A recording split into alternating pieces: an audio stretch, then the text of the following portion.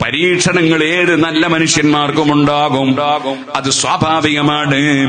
ആ പരീക്ഷ ചിലപ്പോൾ സമ്പത്ത് ചുരുക്കിയിട്ടാകും, ചിലപ്പോൾ വൽ അംഫുസി, സ്വന്തം ഭർത്താവ് മരിച്ചിട്ടോ, അല്ലെങ്കിൽ ഭാര്യ മരിച്ചിട്ടോ, അല്ലെങ്കിൽ മക്കള് മരിച്ചിട്ടോ, ചെറിയ കുട്ടി മരിച്ചിട്ടോ. സുബ്ഹാനല്ലാഹ്, ഞാൻ ഓർക്കുകയാണ്, ഒരാഴ്ച മുമ്പ് ഞാനൊരു മരിച്ച വീട്ടിൽ പോയി. ചെറിയ ഒരു കുട്ടി നായയെ കണ്ട് ഓടിയതാണ്, പോയി ചാടിയത് അതാ കിണറ്റിലായി പോയി. ആ കുട്ടി മരണപ്പെട്ടു പോയി.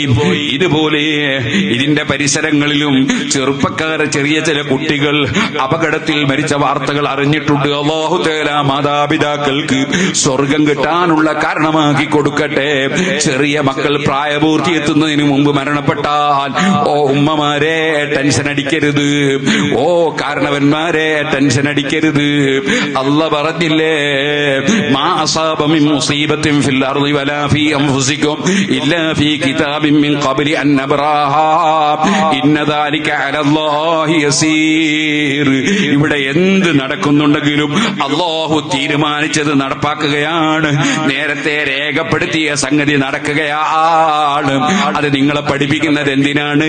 ലികൈലാ തസൗ അലാ മാ ഫാതകും. നിങ്ങൾക്ക് എന്ത് നഷ്ടപ്പെട്ടാലും ടെൻഷൻ അടിക്കണ്ട, അല്ലാഹുവിന്റെ തീരുമാനം നടപ്പാക്കുകയാണ്. വലാ തഫറഹൂ ബിമാ ആതാകും. നിങ്ങൾക്ക് എന്ത് റബ്ബ് തന്നാലും അഹങ്കരിക്കണ്ട. റബ്ബ് അവന്റെ തീരുമാനം രേഖപ്പെടുത്തിയത് നടപ്പാക്കുകയാണ്. എന്ത് കിട്ടിയാലും അഹങ്കരിച്ചുകൂടാ, എന്ത് സംഭവിച്ചാലും ടെൻഷൻ അടിക്കണ്ട. എല്ലാം റബ്ബിന്റെ തീരുമാനം അവൻ നടപ്പാക്കുകയാണ്. അപ്പൊ അല്ലാഹുവിന്റെ തീരുമാനത്തിൽ സംതൃപ്തി വേണം. അതാണ് മറ്റൊരു സ്ഥലത്ത് ഖുർആൻ പറഞ്ഞത്, വല്ലദീന സബറു ഇബ്തിഗാഅ വജ്ഹി റബ്ബിഹിം. റബ്ബിന്റെ പൊരുത്തം കരുതി ക്ഷമിക്കുന്നവർ അവർക്ക് സ്വർഗമുണ്ട്.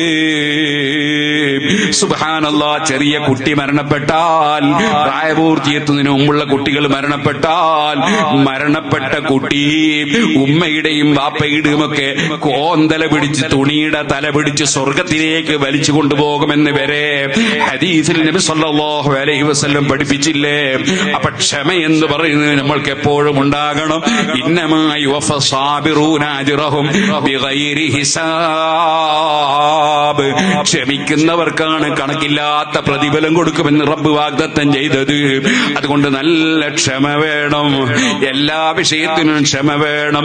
സുബ്ഹിക്ക് എഴുന്നേൽക്കാൻ ക്ഷമ വേണം, അതുപോലെ തഹജ്ജുദിന് എഴുന്നേൽക്കാൻ ക്ഷമ വേണം, സൽക്കർമ്മങ്ങൾ ചെയ്യാൻ